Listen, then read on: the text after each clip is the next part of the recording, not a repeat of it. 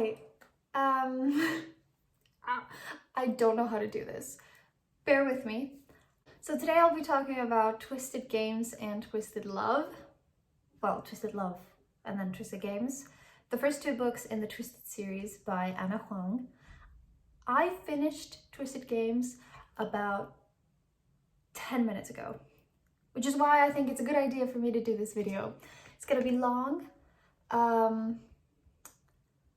There will be lots of minimal editing, at least until I figure all of this out, which is why my videos will be more of a podcast style.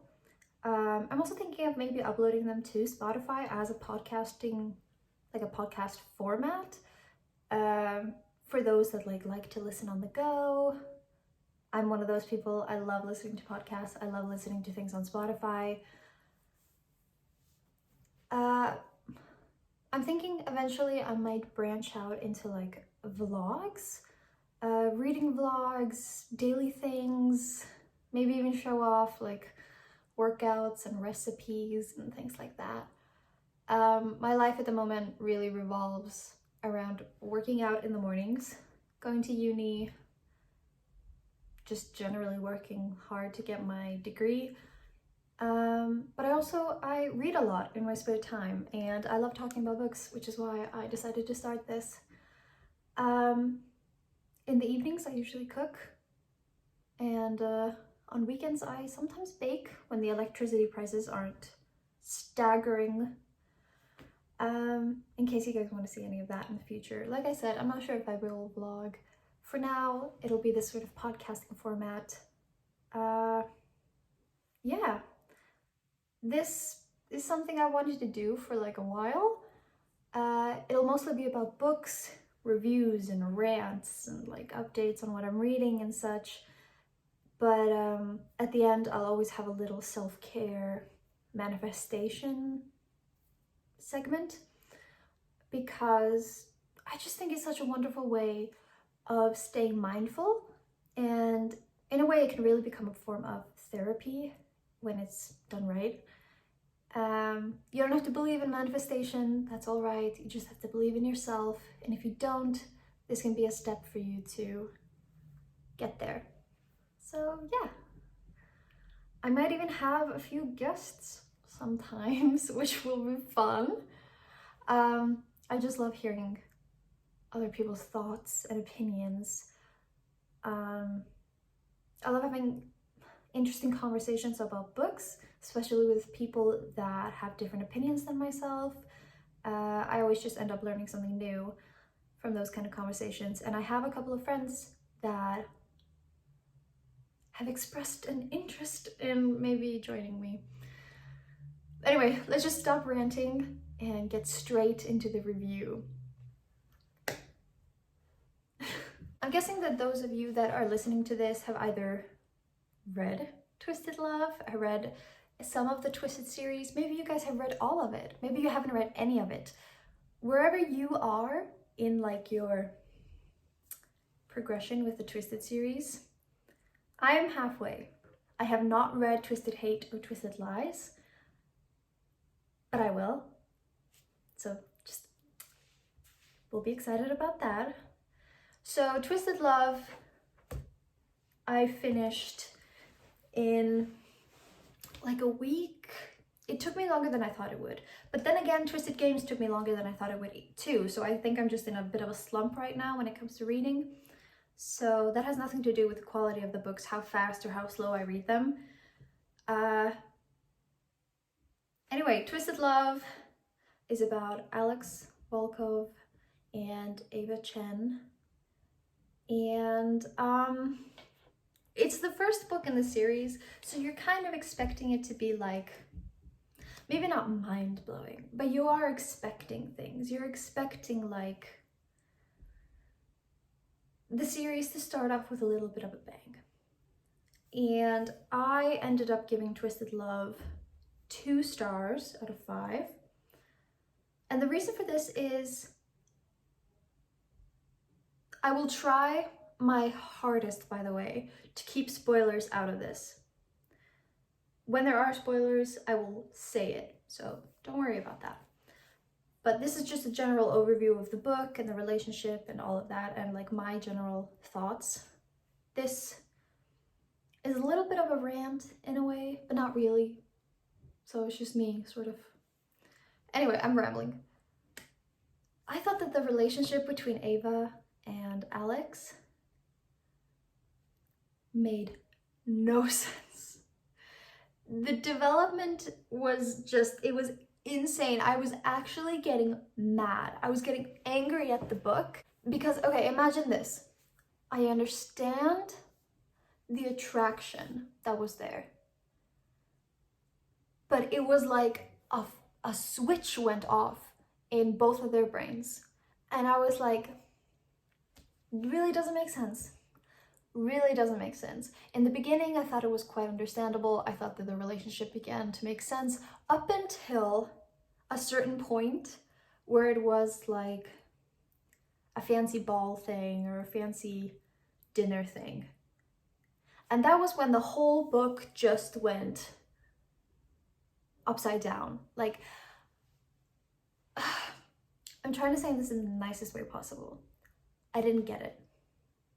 It was insta-lust. It was just, it made no sense to me. And then the whole twist, if you guys have read it, you know what the twist is. Basically, there are two twists. I'm talking about the first twist, the one that relates to her family.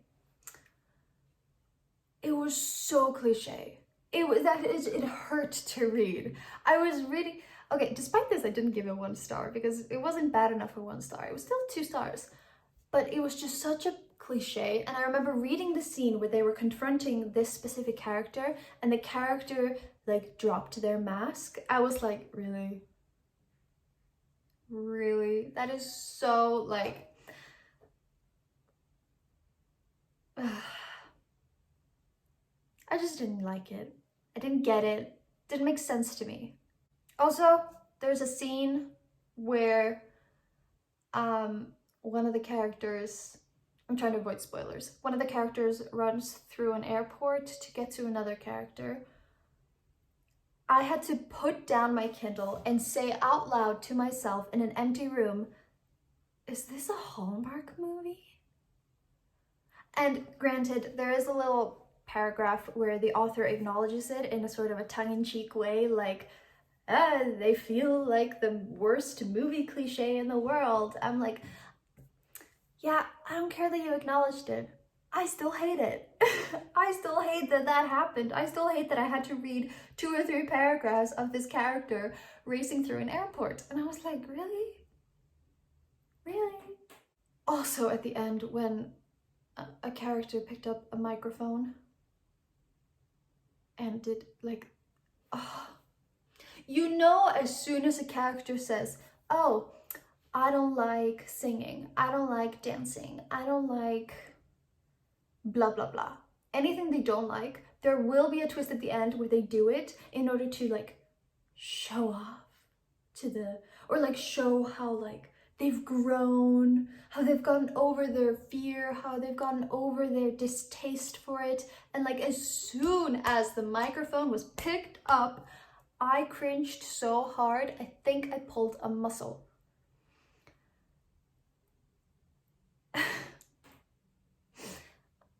I think this book just had a lot of tropes that I didn't like. There was one trope that I loved, and that was crawling. No, not crawling. Oh no, we'll mention crawling in the next book. But I mean like begging. Him, okay, this is not a spoiler, but I love it when the male character has like messed up and he begs, he crawls, he begs, he pleads, he cries, he does everything he can to earn that character's forgiveness. And the worst thing that can happen with that is if the character immediately forgives them. I like that it took a while. It was very realistic. It was understandable.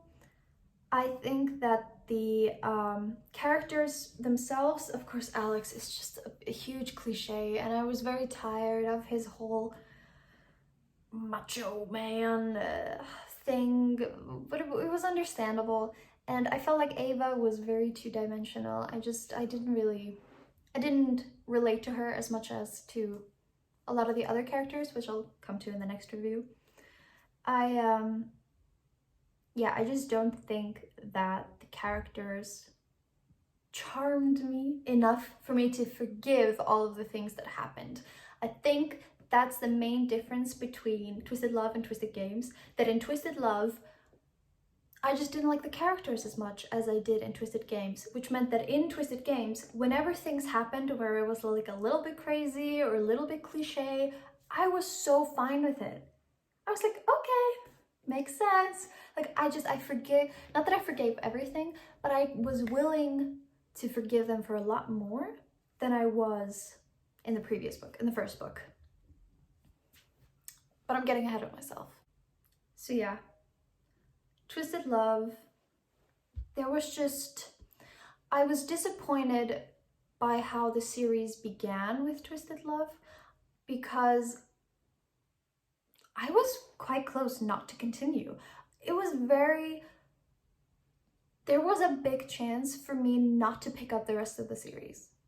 But because of the little snippet in the epilogue in Twisted Love, because of the little snippet, the little part we saw of the next book, I was hooked. It was so weird. It was like a switch went off in my brain then. Like, I was like, oh, of course I have to read this. I have to figure out what the hell is going on here. So yeah. Twisted Love, I was a bit disappointed. I just wish I would have... See, the funny thing is, the writing is the same in both books. It's just the story is different, which means I don't have a problem with the writing. I think the writing is fine. I did encounter a couple of spelling mistakes, but that could also just be because these are EPUB files.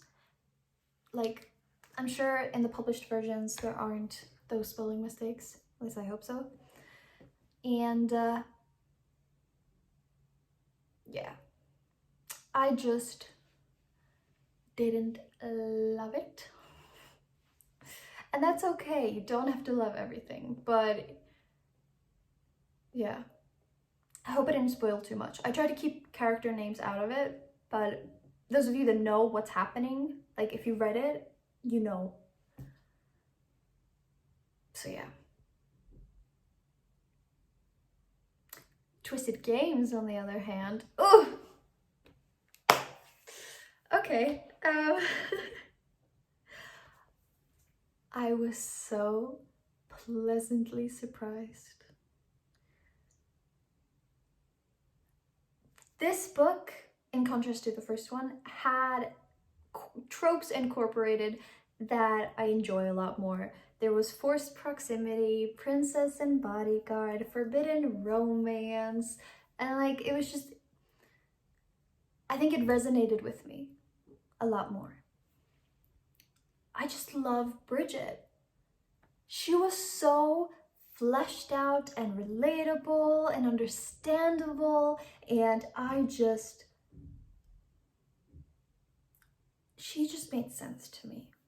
Like, she really made sense to me. Everything she said or did, I never got irritated with any of her decisions. It was so understandable. And Rhys, I loved Rhys. Despite the name being a little bit of a red flag for me, because immediately when I read the name, I was like, oh, somebody read A Court of Thorns and Roses. Despite that, I like this Rhys. I just felt like he had a lot more heart than Alex had, which makes sense. They're not the same character, but they do, same tree, different branch. They're both grumpy and didn't think they could love anybody and have a terrible backstory, and they're both violent with dark hair, and big and buff, and I'm like, yeah, okay. I sort of imagine them looking the same way. Despite that, Reese is just better. His decisions made sense as well. Everything that just happened felt realistic, at least as much as it could be given her being like a princess and stuff. When I read the first book, when Bridget was introduced, I was like, a princess? Really? I was like, not into it. I was not into it at all. I was like, that is so, like, ugh, I have to stretch the barriers of my limitation of this world, and I have to create a whole new kingdom. Like, I don't know. I think it's just because when I was reading the first book, I was so disappointed I closed off my mind. But then when I was reading this one, my mind is open. My mind is open. They never really did anything out of character. And I saw a lot of, like, I saw a lot of people complaining on Goodreads, because I read some of the reviews after I finished the book. I saw a lot of people complaining about the time skips. I loved the time skips. It made so much sense. Just imagine if we had to have read a play-by-play of their entire first year together. That would have been so boring. It would have been so unnecessary, so boring. But instead, there's a jump. And it's not as if there's a jump and the relationship has progressed an unnatural amount, or their relationship hasn't progressed at all. Their relationship progressed like a realistic amount, at least in my head. I felt like, yeah, this is them a year later. They've gotten a little bit more comfortable, but they're not quite there yet, you know? Like, even like the author did a great thing of having them both reflect back on the year that passed in like very simple ways. For example, one time Bridget was thinking about the time that she got sick and Reese got her, I don't know, it was like soup or something. It's such a small detail that shouldn't really matter. She could have easily taken it out, but it fleshes him out as a character. It fleshes their relationship out because we know, oh, these small little moments have been building up. It made sense. All of the time skips made sense to me. Also, there were a lot of people like complaining that it's insta-lust. This was not insta-lust. The first book, that was insta-lust. That I was like, please have some decorum. Please just, yeah. First book, insta-lust. It was so irritating. It jumped from 0 to 100. This book, we saw the steps. And yeah, sometimes the steps were a bit, whoop, but that's life. It made sense to me. I was so pleasantly surprised. And I thought that the twist at the end would have irritated me, but it didn't. Again, I think that's because I forgive these characters for a lot more of their, yeah, I show a lot more forgiveness towards them than I do the other ones. I was a bit close-minded when I was reading the first one. Not that I expected it to be bad, but I was expecting it to be better. And so as soon as I was a little bit disappointed, I was like, oh, the whole thing is ruined. It wasn't. I also like the side characters, the background characters.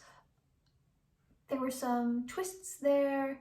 Yeah, the story read a little bit like a Hallmark movie sometimes, but that's because that just pertains to this particular genre of books, of romance books, of particularly like adult romance books. A lot of the time they follow a similar structure of like things work out in the end, and that is just what happens in Hallmark movies as well, so you just have to be okay with that.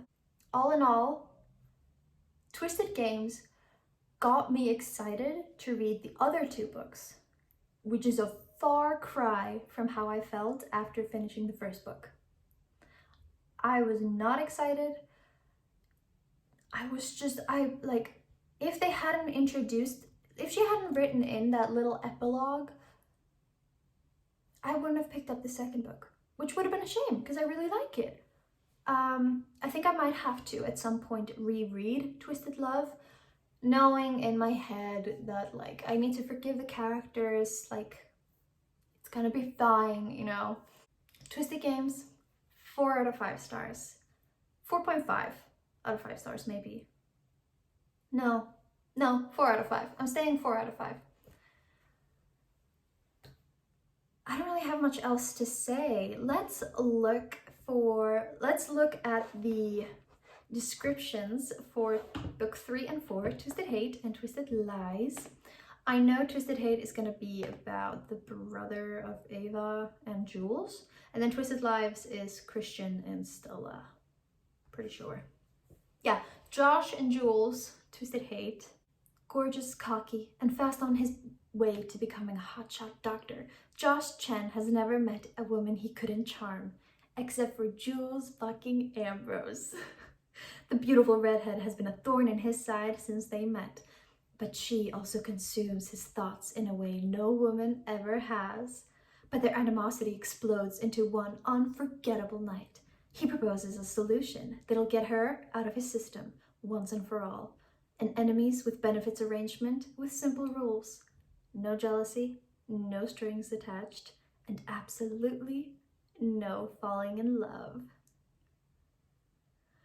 Outgoing and ambitious, Jewel Ambrose is a former party girl who's focused on one thing, passing the attorney bar exam.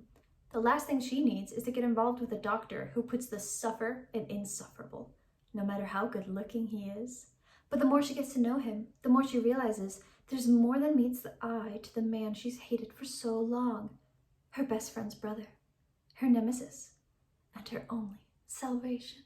Enemies with benefits, not friends with benefits, because they're pretty much enemies. They've hated each other for 2 books now.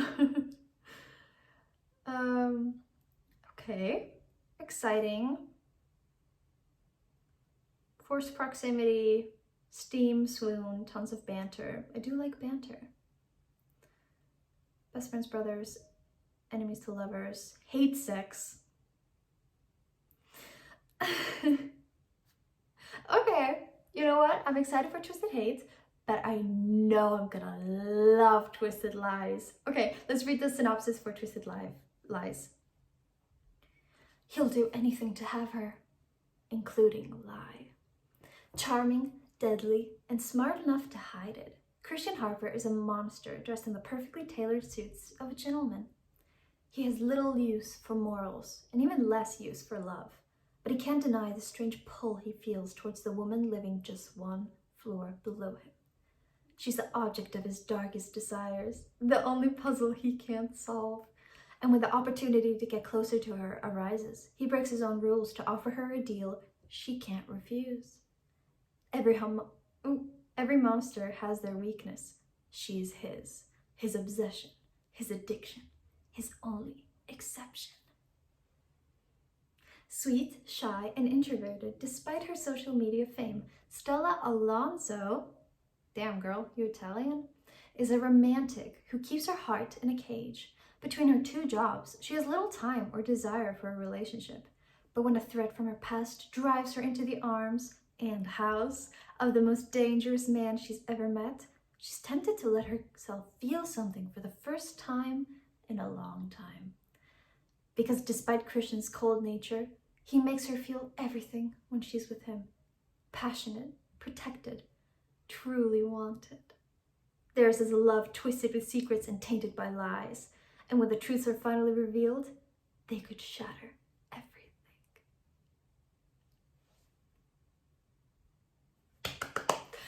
Okay, I'm excited for these 2. I'm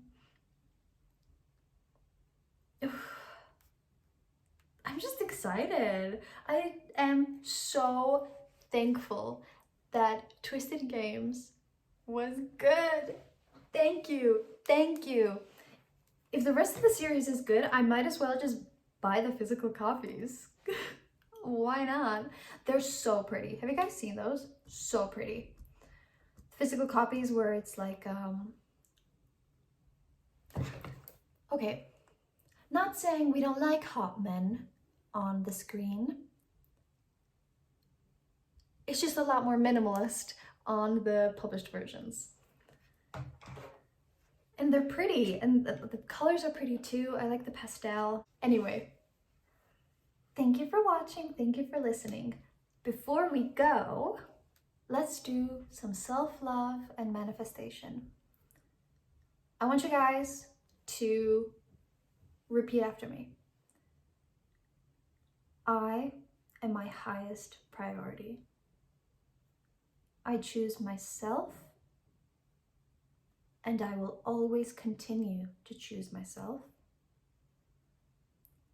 I believe that I deserve good things to happen to me, and that is why good things will happen for me. Pretty easy, right? You don't have to believe in manifestation. You have to believe in yourself.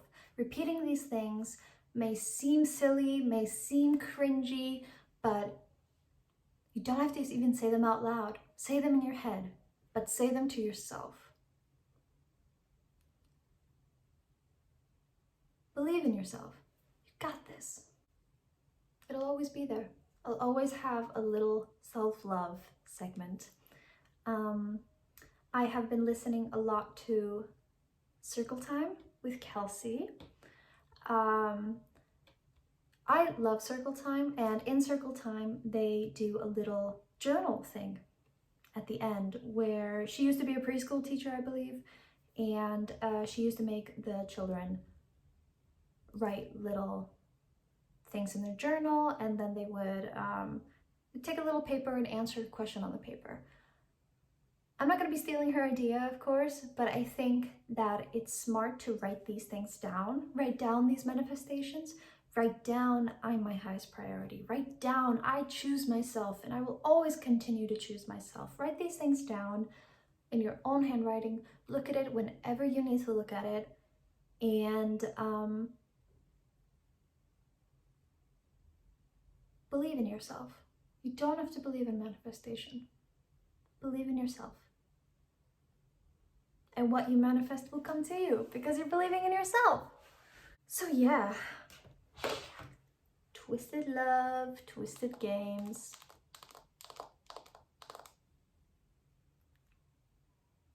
I'm excited to read more. So yeah, have a wonderful day. Thank you for listening. Thank you for being here. And peace, love. I don't know what else to say because I'm really awkward. Bye.